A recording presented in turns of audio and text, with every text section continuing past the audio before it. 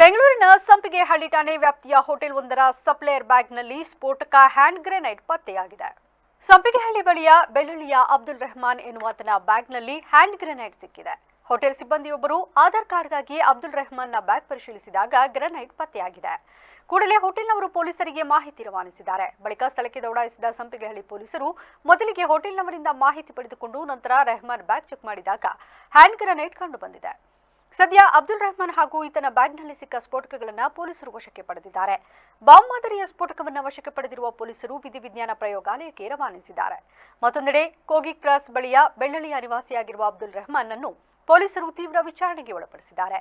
ಅಬ್ದುಲ್ ರೆಹಮಾನ್ ತಾನು ಬೆಳ್ಳಹಳ್ಳಿಯ ನಿವಾಸಿ ಎಂದು ಹೇಳಿಕೊಂಡು ವೈಭವ್ ಹೋಟೆಲ್ನಲ್ಲಿ ಸಪ್ಲೈಯರ್ ಆಗಿ ಕೆಲಸಕ್ಕೆ ಸೇರಿಕೊಂಡಿದ್ದ. ಬಳಿಕ ಹೋಟೆಲ್ನವರು ಆಧಾರ್ ಕಾರ್ಡ್ ಕೇಳಿದ್ದಾರೆ.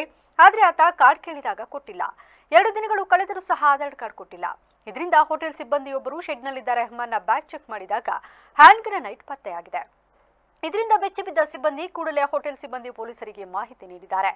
ಮಾಹಿತಿ ಆಧಾರಕ್ಕೆ ಸ್ಥಳಕ್ಕೆ ಸಂಪಿಗೆಹಳ್ಳಿ ಪಿಎಸ್ಐ ದೌಡಾಯಿಸಿ ಮೊದಲು ಹೋಟೆಲ್ ಮಾಲೀಕರ ಬಳಿ ಮಾಹಿತಿ ಪಡೆದುಕೊಂಡು ಬಳಿಕ ರೆಹಮಾನ್ ಬ್ಯಾಗ್ ಪರಿಶೀಲನೆ ಮಾಡಿದಾಗ ಹ್ಯಾಂಡ್ ಗ್ರೆನೇಡ್ ಪತ್ತೆಯಾಗಿದೆ. ಆ ತಕ್ಷಣವೇ ಅಬ್ದುಲ್ ರೆಹಮಾನ್ ವಶಕ್ಕೆ ಪಡೆದು ವಿಚಾರಣೆ ನಡೆಸಿದಾಗ ಎಲ್ಲಿಯೋ ಸಿಕ್ಕಿತ್ತು, ಬಾಂಬ್ ಮಾದರಿಯ ವಸ್ತು ರಸ್ತೆಯಲ್ಲಿ ಸಿಕ್ಕಿತ್ತು ಎಂದು ಹೇಳಿದ್ದಾನೆ ಎಂದು ತಿಳಿದು ಬಂದಿದೆ. ಆದರೂ ಬಿಡದ ಸಂಪಿಗೆಹಳ್ಳಿ ಪೊಲೀಸರು ಅಬ್ದುಲ್ ರೆಹಮಾನ್ ವಿರುದ್ಧ ಎಫ್ಐಆರ್ ದಾಖಲಿಸಿಕೊಂಡು ತನಿಖೆ ಚುರುಕುಗೊಳಿಸಿದ್ದಾರೆ.